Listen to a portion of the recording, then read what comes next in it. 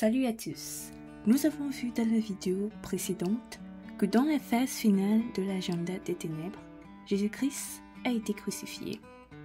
Et nous avons appris le pouvoir du pardon grâce à Jésus qui, bien que trahi par l'humanité, ne l'a pas abandonné, mais par amour a pardonné toutes ses mauvaises actions.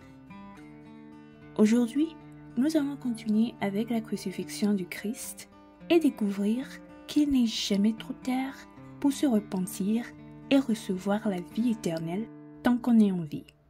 Cela dit, commençons. Pour la lecture d'aujourd'hui, allons dans le livre de Luc du 39e au 43e verset, qui dit « L'un des malfaiteurs crucifiés l'injuriait, disant « N'es-tu pas le Christ ? Sauve-toi toi-même et sauve-nous. » Mais l'autre le reprenait et disait « Ne crains-tu pas Dieu, toi qui subis la même condamnation ? Pour nous, c'est juste, car nous recevons ce qu'ont mérité nos crimes. Mais celui-ci n'a rien fait de mal. » Et il dit à Jésus « Souviens-toi de moi quand tu viendras dans ton règne. » Jésus lui répondit « Je te le dis, en vérité, aujourd'hui tu seras avec moi dans le paradis. » Amen. Ici, la Bible nous dit qu'après que Jésus ait offert la grâce du pardon à tous, l'un des malfaiteurs qui méritait bien sa condamnation a refusé dans son cœur d'accepter ce don précieux.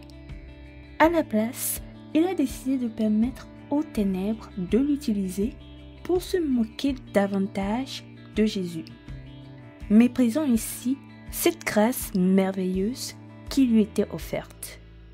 Néanmoins, lorsque l'autre malfaiteur entendit ce que disait le premier, la Bible dit qu'il le réprimanda et lui dit « Ne crains-tu pas Dieu, toi qui subis la même condamnation ?» Démontrant que contrairement au premier malfaiteur, celui-ci a été touché par les paroles de Jésus et a reçu dans son cœur la grâce du pardon. Raison pour laquelle il se distancie de la méchanceté et de l'ignorance du premier malfaiteur en disant « Pour nous, c'est justice, car nous recevons ce qu'ont mérité nos crimes. Mais celui-ci n'a rien fait de mal. » Une déclaration qui laisse à attendre qu'au moins une fois dans le passé, cet homme a entendu les prédications de Jésus-Christ, mais avait refusé de changer. Un choix de vie horrible qui l'a conduit à la condamnation et à la crucifixion. Mais, heureusement pour lui, Dieu a fait que sur les croix, il s'est retrouvé aux côtés de Jésus-Christ. Une opportunité qui, contrairement au premier malfaiteur, il a traité comme sa seule et dernière chance de se repentir et d'être sauvé pour la vie éternelle. C'est pourquoi, du fond de son cœur, il a dit à Jésus « Souviens-toi de moi quand tu viendras dans ton règne. » Prouvant que celui-ci n'a pas seulement accepté le pardon du Seigneur Jésus-Christ, mais qu'il reconnaît que Jésus est le roi des rois et que son royaume n'est pas de ce monde. Et donc, à cette demande, Jésus répondit « Je te le dis en vérité, aujourd'hui tu seras avec moi dans le paradis. »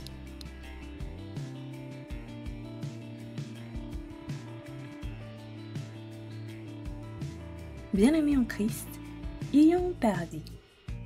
Oui, une vie après celle que nous vivons ici sur terre. Cependant, pour que nous puissions y aller, nous devons accepter le pardon de Jésus-Christ et avoir toutes nos condamnations et nos péchés effacés par le sang puissant qu'il a versé à la croix.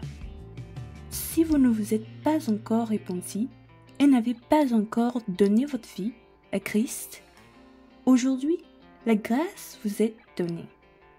Cela dit, n'endurcissez pas votre cœur. Repentez-vous de toutes vos mauvaises actions et acceptez Jésus-Christ comme votre Seigneur et Sauveur personnel, afin de vous détourner du séjour des morts qui mène en bas et de vous engager sur le sentier de la vie qui mène en haut. Amen.